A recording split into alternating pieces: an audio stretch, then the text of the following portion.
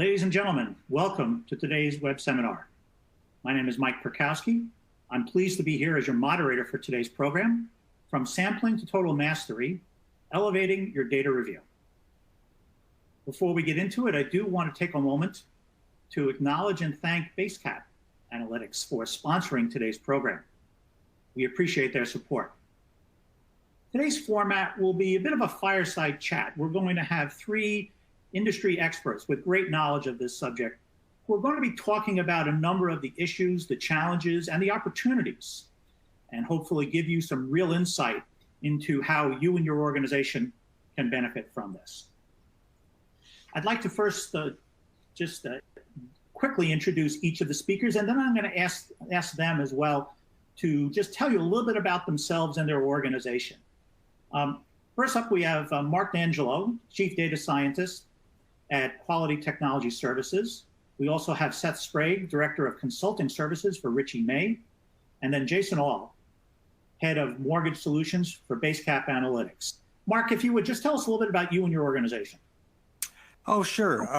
My organization focuses on data-driven AI for investors in the secondary markets. And so we've been part of the mortgage space for a number of years. Most of us on the executive side have 30 plus years, some in technology, some on the management side. My foundation, I'm a computer scientist for 40 some years, 20 some countries, 30, almost 300 organizations around the globe, mostly in financial services. Great, thank you, Mark. Very glad that you could join us today. Seth Sprague, tell us a little bit about you and your organization as well. Good afternoon or good morning, everybody. Seth Sprague with Richie May. We're an audit, tax, and consulting firm focused mostly on the mortgage space.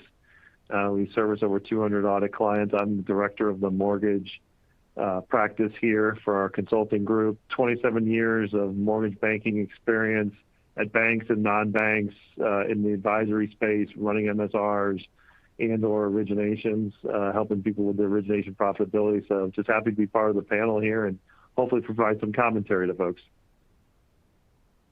Great, thank you, Seth. And Jason Aul, if you would please tell us also a little bit about yourself and a little bit about Basecap Analytics. Sure thing, thanks so much.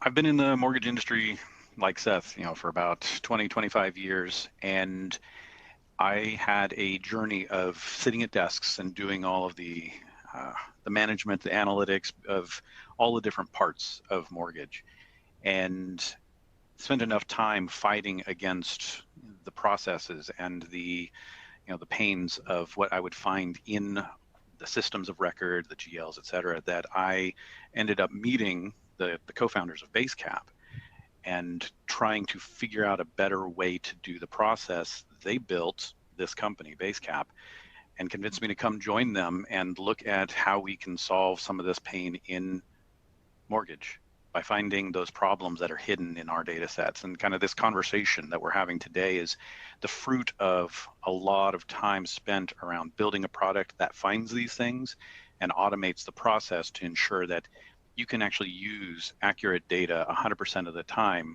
across your platform, across your entire enterprise. So with weird eclectic background, I've come from a lot of different places, but mortgage has been that long history, and I see that pain that we can help, and excited to be here to talk a little bit more about it. Excellent. Thank you, Jason and Mark and Seth. Again, we're glad to have all three of you here today. So let's get started. Let's jump into our discussion, and let's think about what the main points are that we want to make sure we're covering today around this topic. We're going to be talking about the problem, obviously.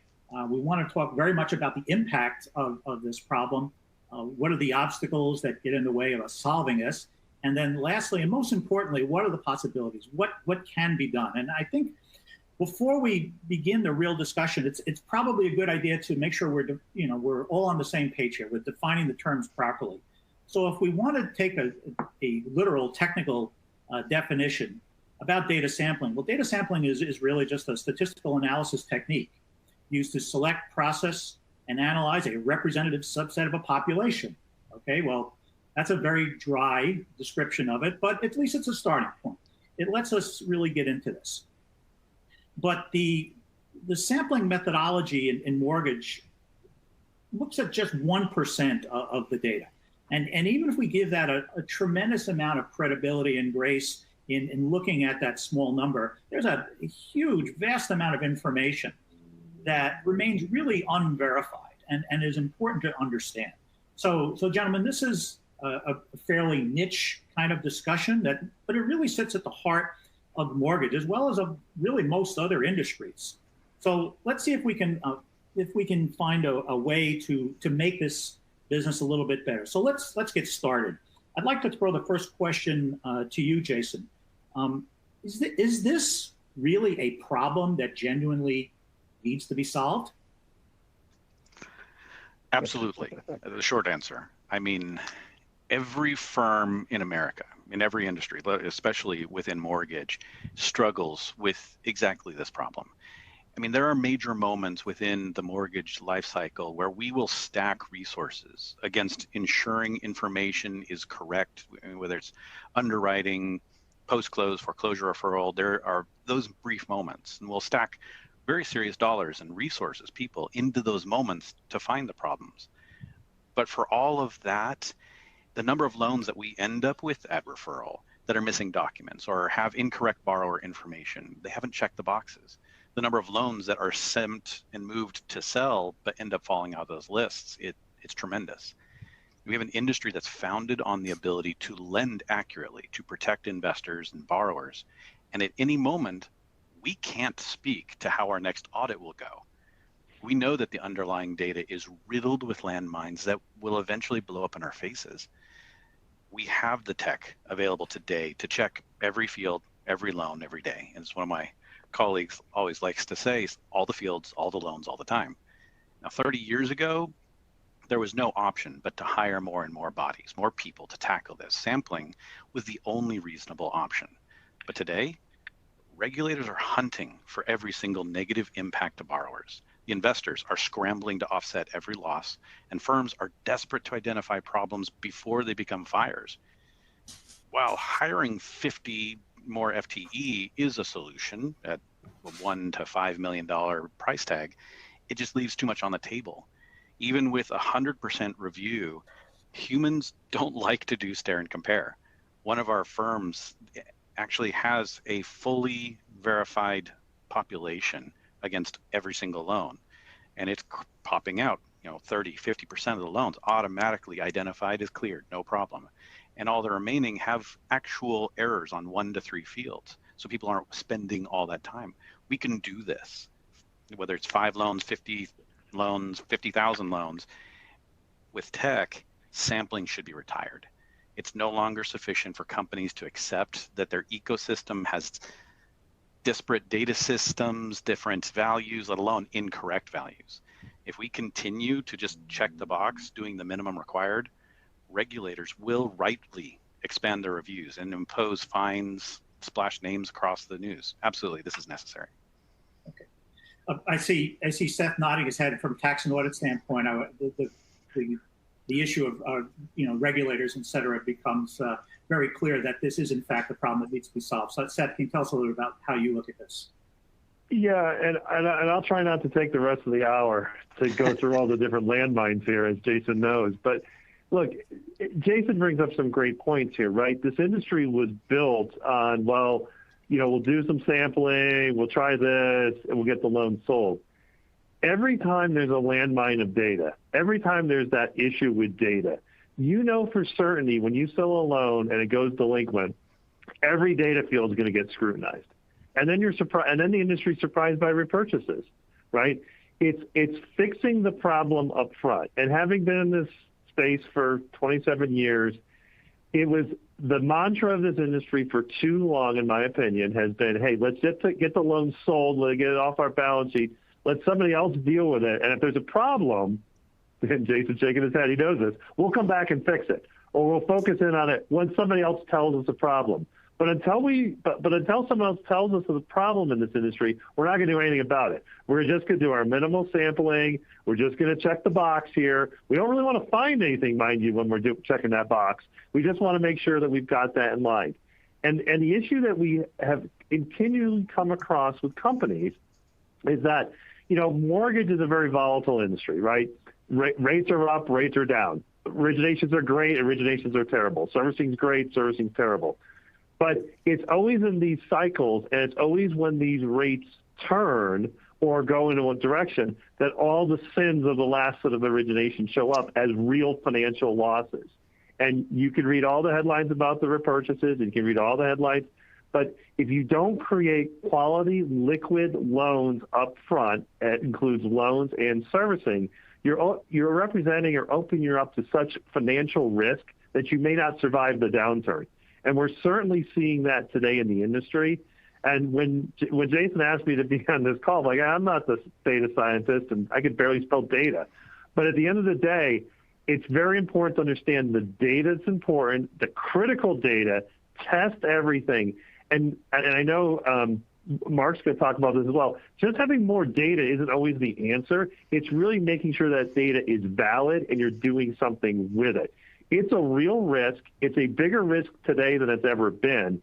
And as the industry continues to push out more loan level disclosures, these data errors will become more transparent.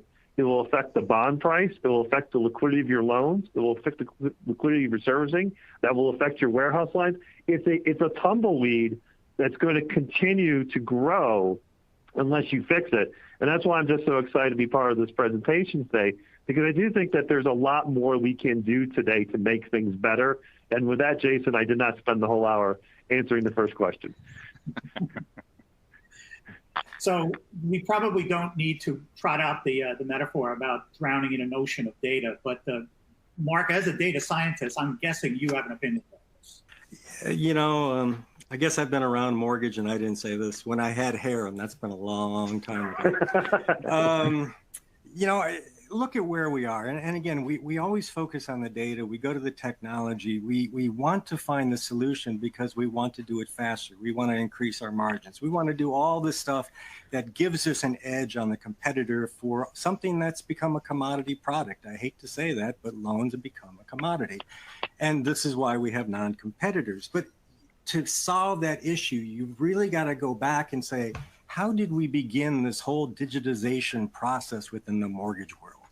And really what we did is we digitized the paper-based systems. I mean, think about it. We took a document and we put it in Acrobat and we screen scraped it and we said, that's the data. And we looked at that. We didn't look at things of data governance and replication, the hard stuff that we really have to deal with when we start talking about data in general. Is it useful? How do we sample it? And so I think oftentimes we forget that to go from a 1% sample to something that is 100% sample rate, what are we sampling? How are we going to get there? Is that much data to Jason's first slide? We produce roughly 2.5 times all recorded history every 2 years of data that we didn't have before. So if you can imagine that exponential curve on what companies around the globe generate, what our consumers generate, the reality is also that we have, when we started this conversation maybe a decade or two ago in terms of digitization, we had a couple of hundred fintech vendors. We had maybe 5 or 10 regtech vendors. Today, that number is there are over 14,500, even in this downturn, fintech vendors out there. What products are you using? What data mindsets are they employing? How are they getting their information? RegTech is over 500. So when you're a mortgage or an independent banker or somebody trying to streamline their IT, the problem is, how do I manage this convoluted set of blocks that came from paper, was digitized, and how do I actually rework that? Is it a systemization of a process that we're trying to do, which most of the ideations for systems are, or is it a data-driven approach? And do we create the building blocks around data so that we can address the fundamental things? What's the quality? Is it accurate? And can I reuse it, and can I report on it? And that's oftentimes where we look at that information. And I think before we even get in, as we will here, talk about AI and some of the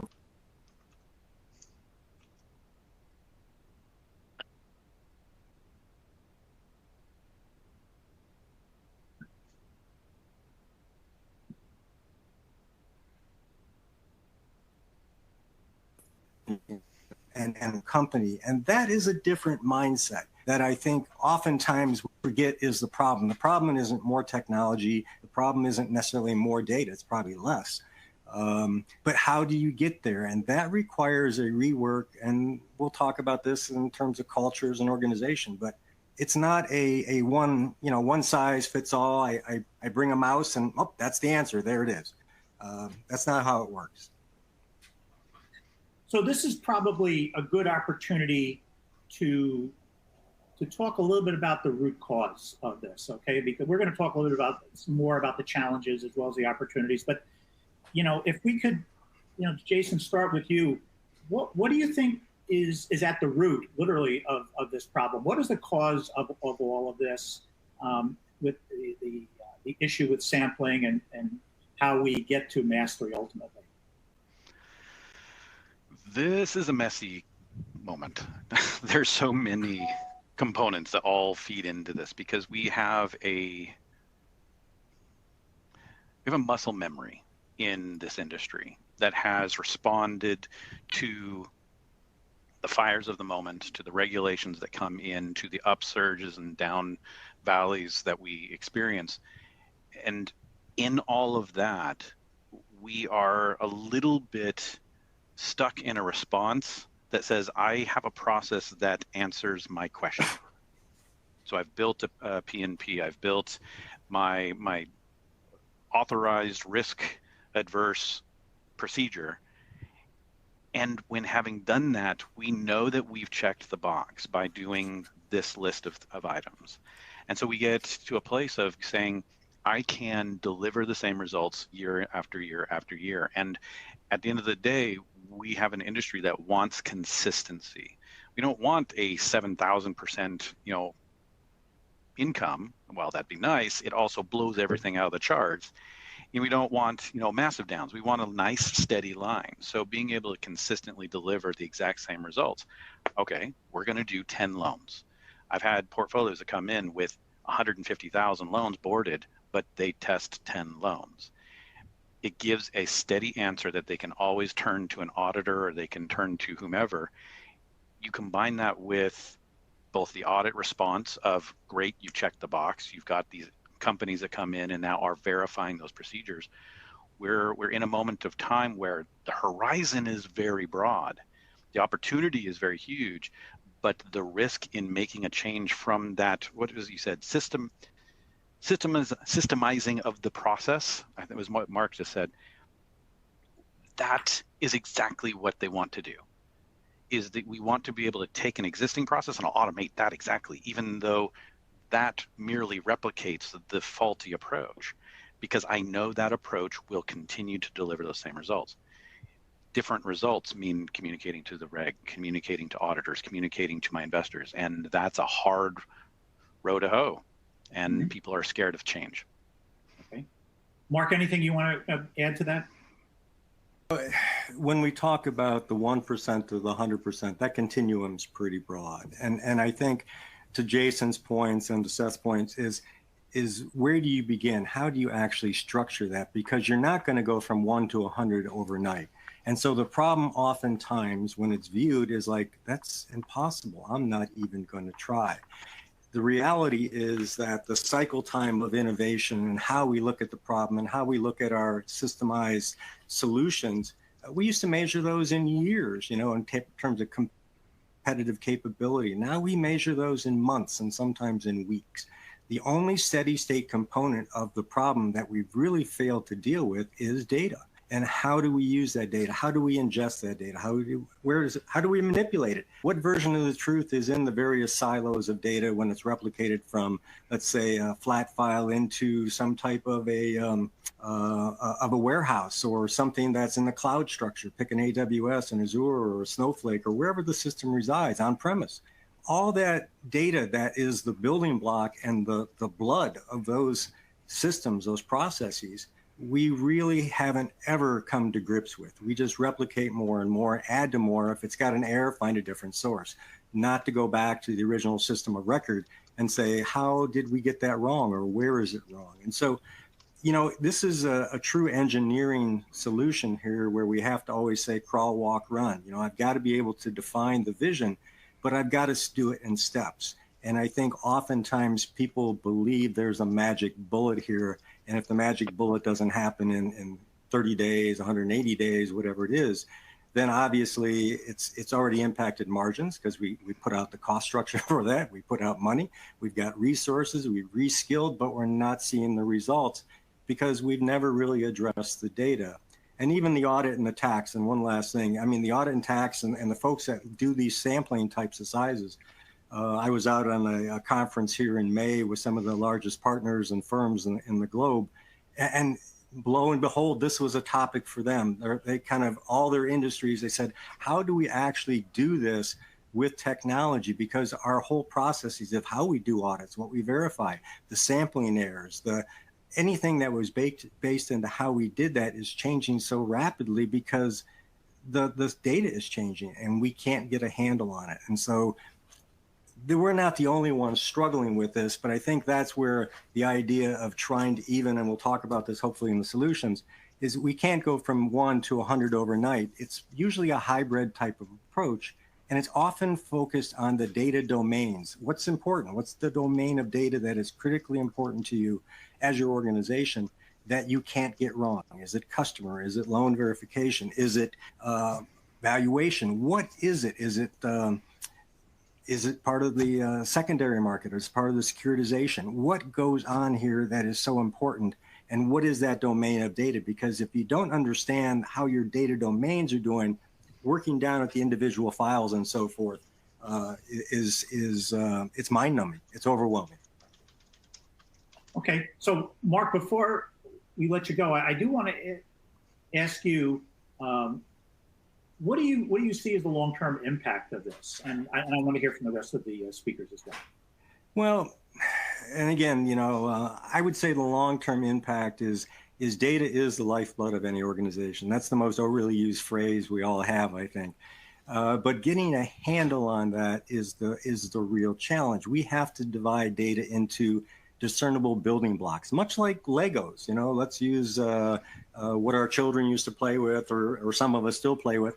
How do I stack those Legos up? How do I create them? Because I can give everybody the same Legos in a room, and I can get a different shape. I can get a different output. So we have to understand how we're using that data. Oftentimes we say data is encapsulated. It's an isolation module. And the more we reuse that same data, the greater we get to from 1 to 100%, we begin to reuse that data. The sampling goes away because that data is trusted.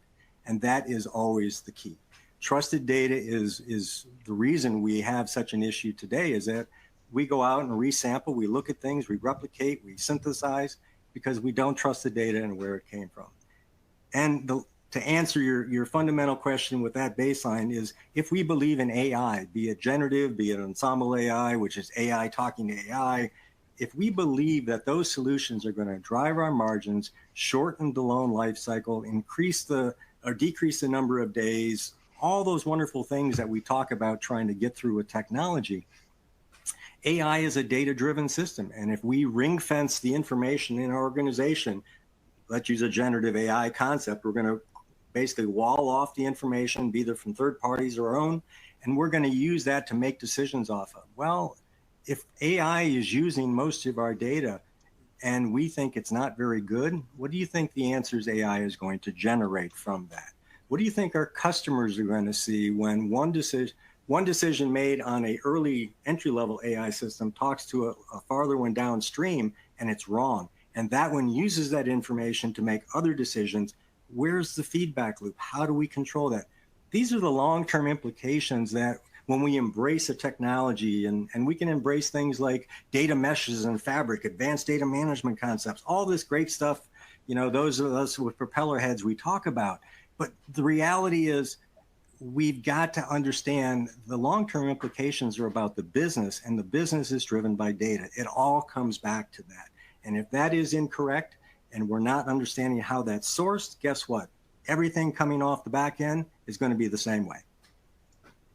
That's a great opportunity to segue over to Seth to talk a little bit more about the impact of this. So Seth, sampling leaves us with so many unidentified, unresolved problems hidden in every firm's environment. What do you see as the impact of the segments on the business that you see every day?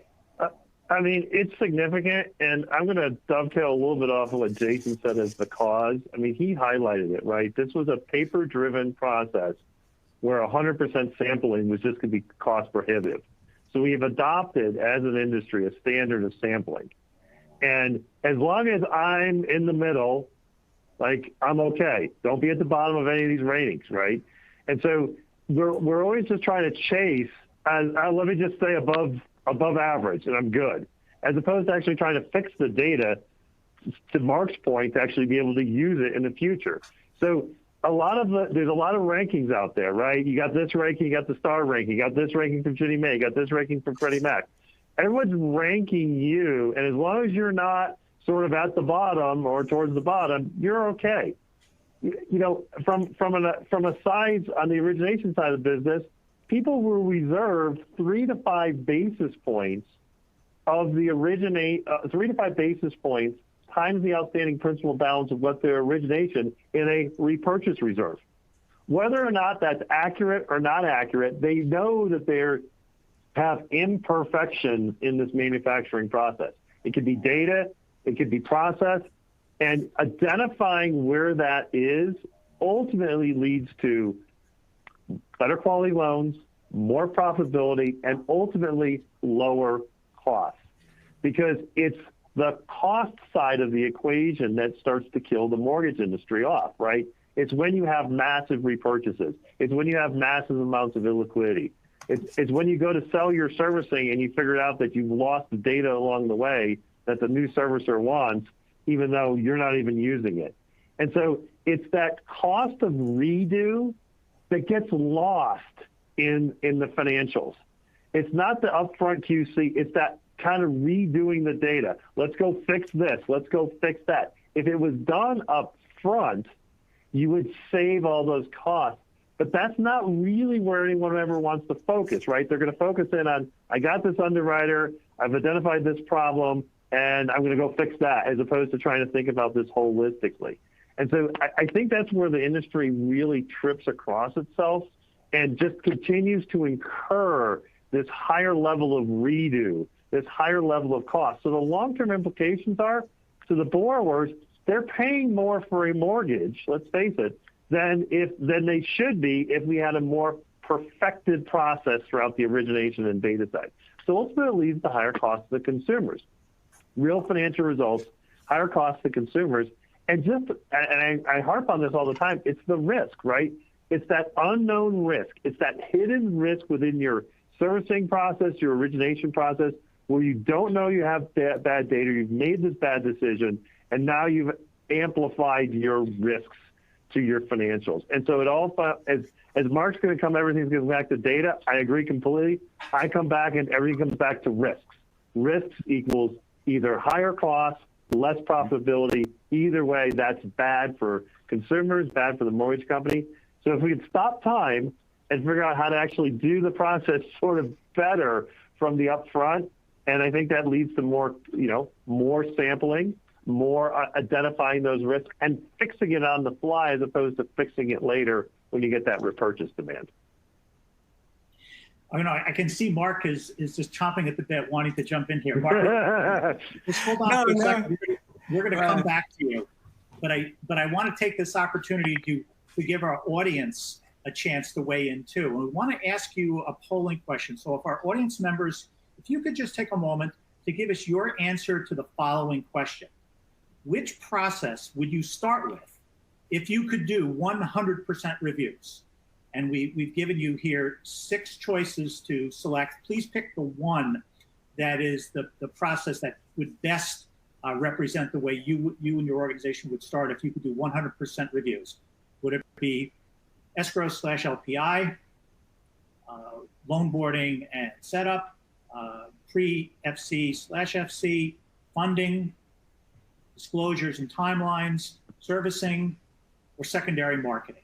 Okay, we've got actually 7 different choices here. We want you to pick the one that stands out that is best represents the process that your organization would start with if you could do 100% reviews. So click on the one button, the radio button that corresponds to the answer of your choice. Hit that, hit submit. And we're going to give a few more seconds to give everybody an opportunity to weigh in here, talk about sampling. We're going to make sure we do have a critical mass of respondents here. We share the results with you. We're going to then let Mark jump in here and offer his suggestions. And then we're going to keep going with the rest of our program. Okay. Let's see, about another 10 seconds. I can see the votes tabulating. Okay. And let's use this as our opportunity now. Let's take a look and see what the data tell us. And we could see, okay, pretty overwhelmingly here, very strong. We have not quite a majority, but a plurality saying that it's loan boarding and setup. And the number 2 option here is servicing. Okay, so Mark, we'll let you jump in here. I'd love to get your take on what you make of these numbers, the preponderance of people who selected loan boarding and setup. What do you think about that, and anything else you want to follow up on Seth's points? Sure. No, this really speaks of the data domains. In essence, if you're looking at the domain within the loan boarding, the setup, or the data that goes into the servicing, I'll tie this into some of the stuff I wanted just to piggyback on what Seth was talking about, and then we'll let Jason kind of correct us because we'll probably have a different perception. Well, that ain't me, so that's okay. And one of the things I think this really speaks of is which data domain is most important to the folks on the audience. And this really, like you said, there are 2 key ones here, but each of these domains has a supply chain linked to the other. Now, we often talk about this. I've heard people for nearly 3 decades in mortgage talk about manufacturing process of mortgage. How do you manufacture that from front to back? And I don't want to go to that level on a process, but if we understand the data supply chain, how information goes from the loan boarding to set up to the point of servicing, the acceptance, even down to the very few, nobody had secondary markets, I see that, but to the investors in the secondary, that is a pipeline of information that goes from always, everybody thinks it's a one-way type of supply chain, but in reality this is the Seth's point. What happens is we get down there and then we have to correct errors. So we have to go and recorrect this, and we have all these feedback loops that are formally and informally set up that take time, take cost, and it just chews up the quality of what we're doing because we're always then reacting oftentimes to problems uncovered. And so the idea of incorporating this from the start on a data-driven level, which basically also talks about reducing the amount or increasing the amount of sampling, depends how you want to look at that. But to be able to have trust and confidence in your data really goes on the supply chain of that information.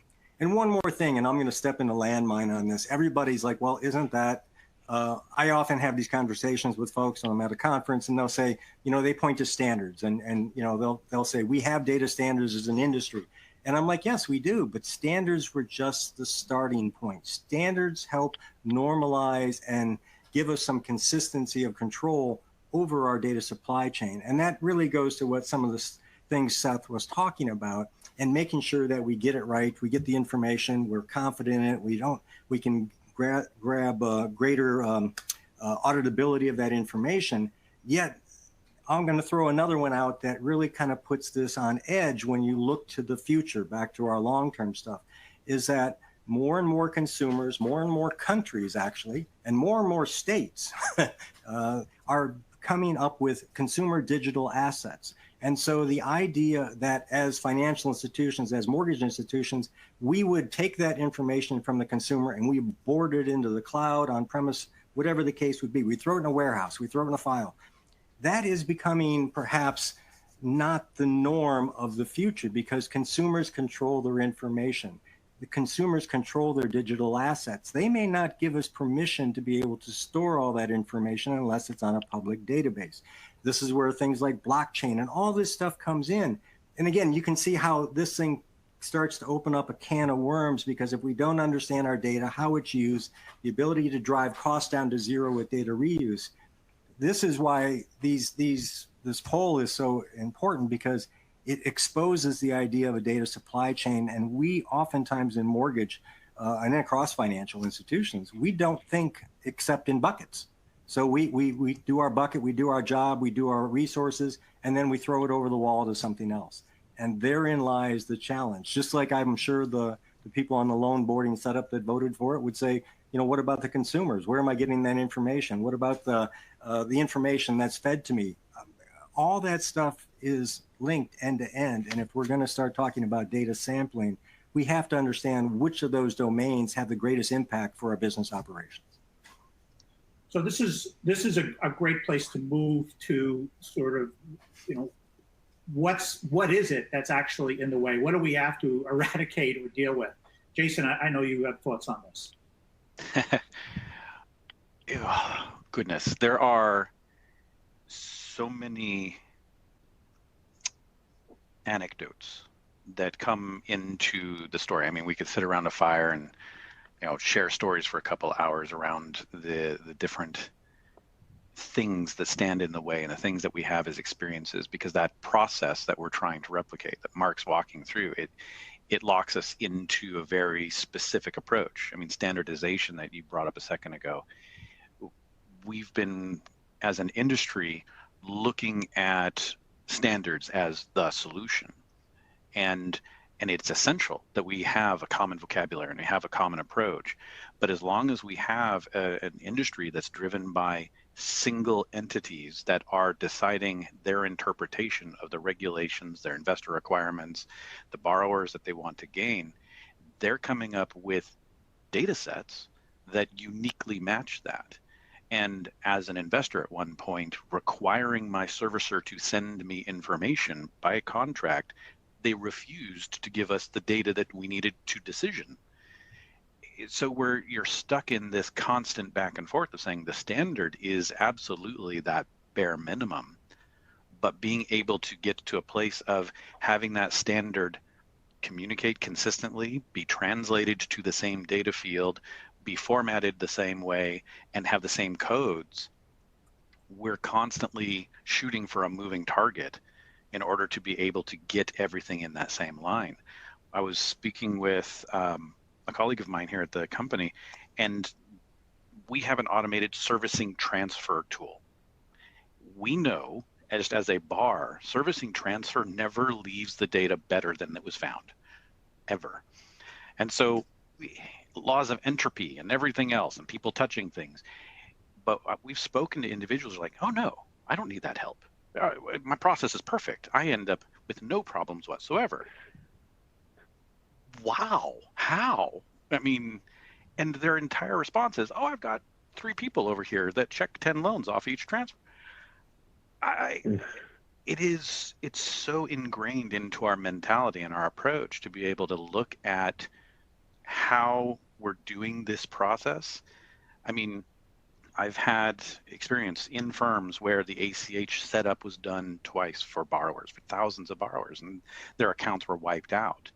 We changed the ARM on a loan year 3 instead of year 5. I've seen borrowers hurt by this process. It's very practical, and if we're looking at repurchases, to Seth's point, we're looking to crest 2 billion right around that line, 1.7 to 1.2 this year. And most of that's preventable.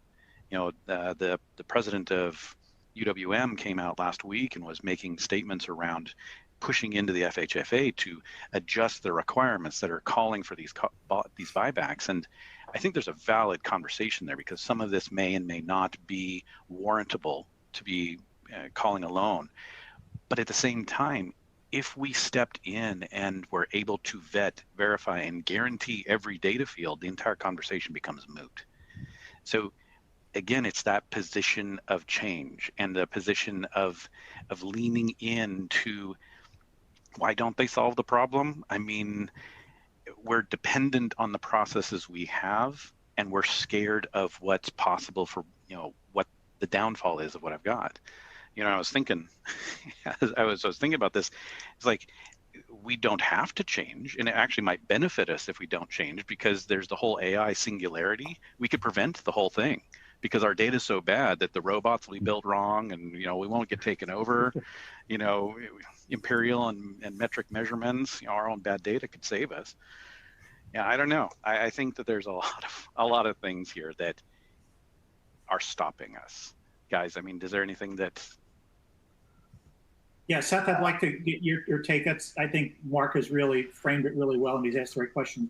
What can we do? What's getting in the way? I mean, I think it's an acknowledgement, and Jason and I have some shared experiences, right, where there's been these transfers, and you're doing the sampling, and you find, well, the error rate was only 3%, so that's good. Wait a minute, that's not good. Like, you did a small sample of 3%, and you didn't fix it. Like, I mean, and whether it's missing docs, whether it's data that doesn't make sense, and all that, as we try to drive the data side to be more decisioning about where we want to go with that borrower, we got bad data to start with, so it doesn't really matter where we're going to go with it. We're going to go down the wrong path. There's just a lot, and look, there's just a lot, and I always blame the mortgage industry. There's just a lot of inertia to change, right? Technology is scary. I will say that as an industry, we always haven't necessarily rolled it out well. And if you go back all the way to the origination side, which is where the poll question sort of was, like on loan boarding, right? The origination side of the business is still driven either by a broker lead or a retail loan officer. And the industry does not want to upset either one of those sources of potential revenue. And as long as we're not willing to accept sort of upsetting either side of that, we're left with kind of where we're at today. And so if you could whiteboard this out and just start over again with how you're collecting data, what are the automation feeds, how are you verifying that, that is a completely different process than what we've tried to shoestring together to date. Now, some people have been way more successful in introducing that technology, but technology is often viewed as it didn't work, I'm spending money on it. And I think that is one of the real challenges that the industry faces, is that when there is good technology out there, it sort of gets painted into that same light of, yeah, I tried stuff like that before, it didn't work. I'm like, did you really try it? Did you really implement it? Did you really understand the implications? Did you really just try to take that technology and shove it into your process? Or did you actually try to change your process? With electronic mortgages, right? All we did was just scan the documents. Now it's an e-mortgage. That's not an e-mortgage. And so I think the industry's just been fraught with those landmines across the way. So there's a real trepidation that when there is a solution out there that can actually like really drive results, everyone's like, I don't know. Did that really work? And I think that's the hard part that a lot of the technology firms have to face today with the sampling. Great, thank you, Seth. Mark, I know you had something you wanted to get to, and then I want to get us to the real issue, which is what do we do about this? Right, right. I mean, if you look at why we don't change, there were some good reasons. For a number of years, when we started talking about the volumes of this information, we didn't have the tech to do it. I mean, let's be flat out. We didn't have the processors, we didn't have the storage, we didn't have the analysis. We couldn't reach around and do causality between different data sets. So our technology has improved quite significantly in the last 5 years. Things like data meshes and data fabrics back to the systems of record and virtual pipes and all these things that us data scientists love to talk about so that we are sure that the data is trustworthy. We now have the means by which to do that. The problem is, and this is to Seth's point and to Jason's point, is we haven't changed the mode of operation. Our business models haven't changed. We haven't recognized the change in the partnership models. We haven't understood the value proposition shifts for the consumer and what that does to it and what segments are we serving within the consumer. So we now are at that kind of inflection point where we have the capability, but now we have to apply it smartly and understand that our organizational cultures and our organization as an industry has to make some shifts here in terms of how we do it to be able to adapt to these non-competitive threats. We can all name companies that weren't here 10 years ago that have begun to dominate the market. Pick one. And then we can watch the demise of the independent mortgage banker. So there are things that are happening here that we should take stock of now that we have the ability to do it. Yeah, and if I can just dovetail there are so many, again, it came up before, the muscle memory component of the fires that we've faced in the last decades, one a year. We know we can solve it. And we've come to this approach that has put us in a position of basically saying audit has signed off on it. And because audit has signed off on it, we are very hesitant to move away from that signature, that approval. Even though they're signing off on a P&P that we wrote, they're validating that process again that we just keep coming back to. There's a hesitance to be able to push in and challenge that sanctified piece of paper. And so owning the risk, going back to, again, Seth's component, like most human experience, it requires pain for us to change. We have to have a finding. We have to get a fine. Our ratings have to be downgraded. We're all desperate as companies to find something we can point to as a solution, and then we can make it responsible if there's a failure again. It's that very rare individual that looks at the possibilities out to figure out how we solve this. I mean, my company came up with the two founders. Over 10 years, they invested millions of dollars to create something like this. Who has the resources as a company to start tackling that kind of an approach? And we got a question a second ago from Jeff Wilson. A large majority of data originates from loan origination. Why is there such a reluctance to hold them responsible for good data or even better data? And to me, this all dovetails in. That's a great question. Because we focus on one component of this process. There's already a ton of check boxes in the LOS and in the manufacturing process to go, is it good? Is it right? But at the end of the day, we're not quite ready to go to, I apologize, I don't know which one of the two guys was bringing it up, to that actual electronic mortgage, to be able to know that this is right and vet and verify that. And because of that, we don't know who gave me the wrong data. And so that source component, that accuracy component, if we're able to vet it in that moment, we can actually move past this. But change, again, is hard. We have to be willing to let go of what's behind and reach for what's ahead in order to have that moment. So, Mike? Yes, so change is hard, and yet change we must. So what do we do? What are the possibilities? Seth, let's ask you, what can and what should be done? I mean, I think the easy answer here that I think we're all working towards, and Jason's going to jump in here, I know, is migrating, as we talked about, from that sampling side to really verifying the data more holistically.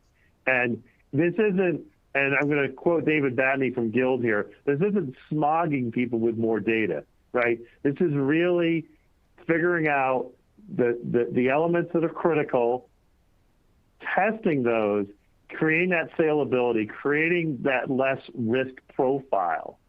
And we've talked about, and I think Mark's the one that brought up, right? We have some data standards in the industry. Are those the right data fields? I mean, they're standard data fields, but I mean, with climate change and with other factors going on in this industry, there's always going to need to be more data. So we're never done with data. We never have the perfect data set, but we need to be able to start incorporating into that more elements that identify risks that we don't traditionally think of today in order to really help manage the risks.